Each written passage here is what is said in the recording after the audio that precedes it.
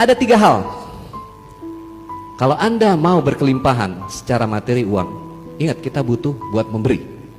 Kenapa? Kita harus mimpi besar supaya bisa dibagi-bagi. Kenapa kalau mimpinya kecil, buat diri sendiri aja kurang. Mau kan menjadi manfaat? 3 hal yang nggak boleh Anda pelit, kita pelit nggak boleh. Ini 3. Semakin kita pelit, semakin melarat, semakin sengsara. Yang pertama, ya, nggak boleh dihemat uang yang buat kesehatan diri. Apalagi pelit buat kesehatan diri. Semakin kita pelit sama kesehatan diri, semakin sengsara kehidupan kita dan keluarga.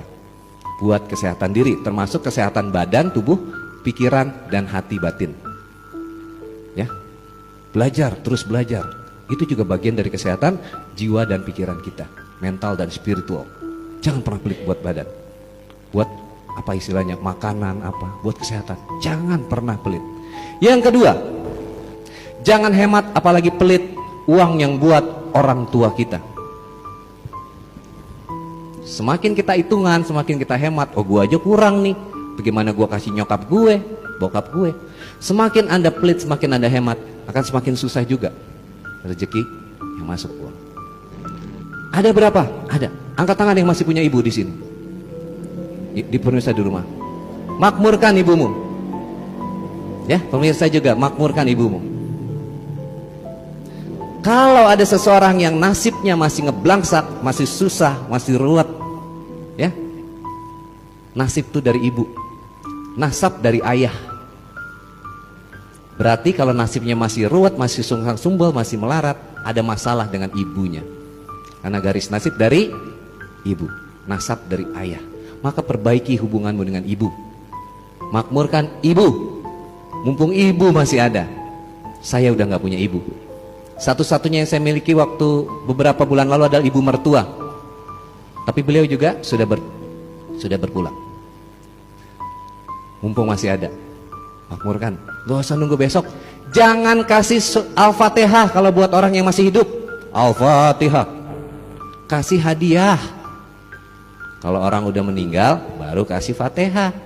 Tapi yang masih hidup mah kasih hadiah. Ya, jangan pernah pelit buat ibu. Dan yang ketiga, jangan kamu hemat, apalagi pelit yang buat belajar, mengupgrade diri kita. Bagi punya anak, yang Anda punya anak, sekolahkan, ya. Jangan hitung-hitung biaya. Insya Allah dapat. Bismillah, dapat. Dan buat diri kita yang udah nggak sekolah, tetap harus belajar. Ini yang namanya belajar. Ada seminar, ada workshop, ada juga training. Dan ketika belajar, itu investasi sebenarnya. Kita bukannya bayar, tapi investasi. Bang Wendy, kenapa ilmu harus bayar? Saya ilmu nggak pernah saya jual belikan ilmu saya. Saya belasan tahun, puluhan tahun ilmu saya ilmu barat dulu, baru balik ke ilmu timur kita di leluhur sini. Saya pelajari hipnosis, hipnoterapi, ya, neuroscience, mind power, kekuatan pikiran. Setelah saya rasa cukup, saya kembali ke timur. Bukan cukup belajarnya, lumayan, ya kan? Ya, saya kembali ke ilmu timur, berguru kemana-mana, sehingga saya ketemu dengan ayah guru. Alhamdulillah.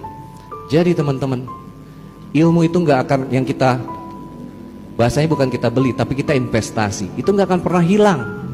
Maka bayaran saya bisa mahal, ya karena saya punya ilmunya. Tapi ilmu saya nggak pernah jual belikan. Kalau dibilang ilmu Bang Wendy mahal, enggak. Ya memang mahal, karena Anda mahal, Anda berharga.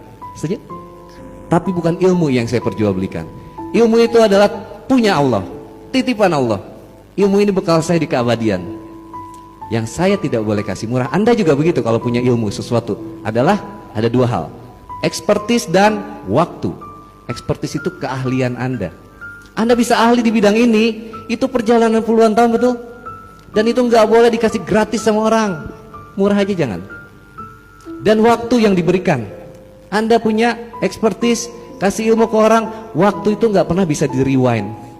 Artinya ketika Anda harus bersama orang yang dicintai, tapi Anda meruangkan waktu buat orang-orang itu harus dihargai dan itu mahal.